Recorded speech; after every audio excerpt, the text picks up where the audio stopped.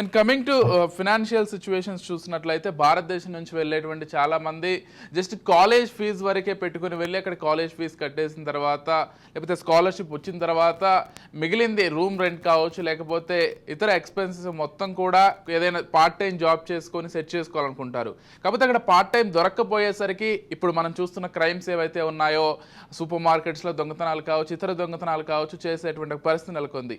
వాళ్ళకేం చెప్తారు ప్రధానంగా? ఇప్పుడు దొంగతనాలు అంటే ఏమవుతుందంటే మా దగ్గర కూడా we have lot of cases అండి.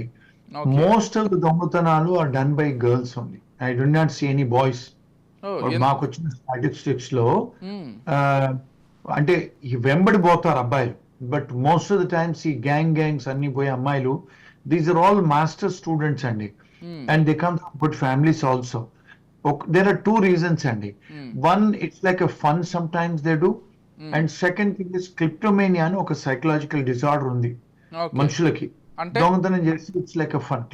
క్లిప్టోమేనియా అంటే దే వాంట్ టు స్టీల్, ఎదుటి వాళ్ళ దొంగతనం చేస్తే వాళ్ళకి తెలియకపోతే వీళ్ళకి ఫన్ అన్నట్టు.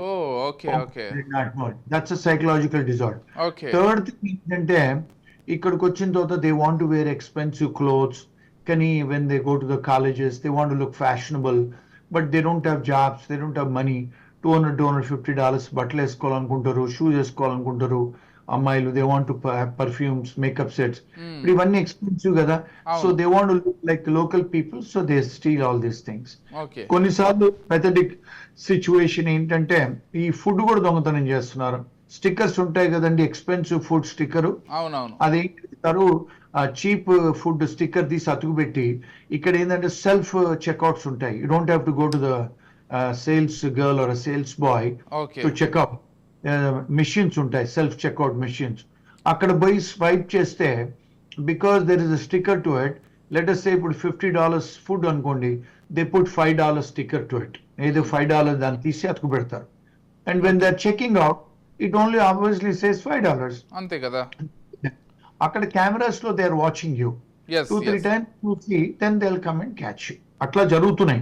అండ్ నా దగ్గరకు వచ్చిన క్లయింట్స్ అమ్మాయిలు ఏమంటారంటే, sir we been doing it 2-3 times we done it, or our roommates have done it, so we went and tried. మేము 2-3 girls we went, 4 girls we went, అట్లా చెప్తా ఉంటారు. Okay, so very silly thing, they do it most of the time. ఇక్కడ ఏమవుతుందంటే ఆ silly థింగ్సే పెద్ద case అయిపోతుందేమో కదా అక్కడ. కరెక్ట్.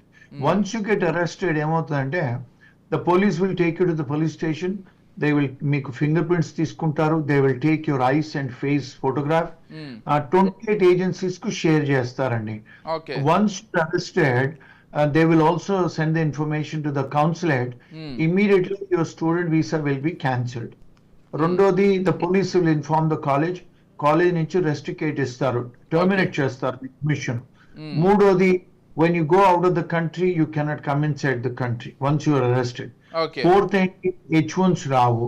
Fifth ఏంటి, you might not get a green card also. Sixth ఏంటి, once you are deported from this country the other countries also don't allow you. So ఒక చిన్న దొంగతనం ఏంటి అనుకుంటారు వీళ్ళు చిన్నదని, వాటిని ఏమన్నారంటే వీళ్ళు మారల్ టర్పిట్యూడ్ అఫెన్సెస్. చాలా పెద్దగా ఉంటాయి, పెద్దవి. మారల్ టర్పిట్యూడ్ అఫెన్సెస్ అంటే గంజాయి తాగటము, డ్రింక్ టేస్ట్ డ్రైవ్ చేయటము, ఒక ఆడపిల్లని కొట్టటము, దొంగతనాలు చేయటము, సెక్షువల్ అఫెన్సెస్, ఇవన్నీ కూడా చిన్నపిల్లల్ని గెలకటము, ఆడపిల్లల్ని, మైనర్స్ ని, these are all considered to be moral turpitude offences. Moral turpitude offences ఏవైనా కూడా మీకు అనర్హత, మీకు గ్రీన్ కార్డ్ రావు, వీసాలు రావు, H1లు రావు, ఏవి రావు. సో చిన్న వాటికి పెద్ద శిక్ష. ఇంకోటి ఏంటంటే వీటన్నిటి నుంచి బయటికి రావడానికి కొన్ని నెలలు పడతాయి. మళ్ళీ $10,000-15,000 నష్టపరిహారము, 2 రోజులు జైలు శిక్ష, ఇవన్నీ జరుగుతున్నాయి. కెరీర్ స్పాయిల్ అయిపోతుంది.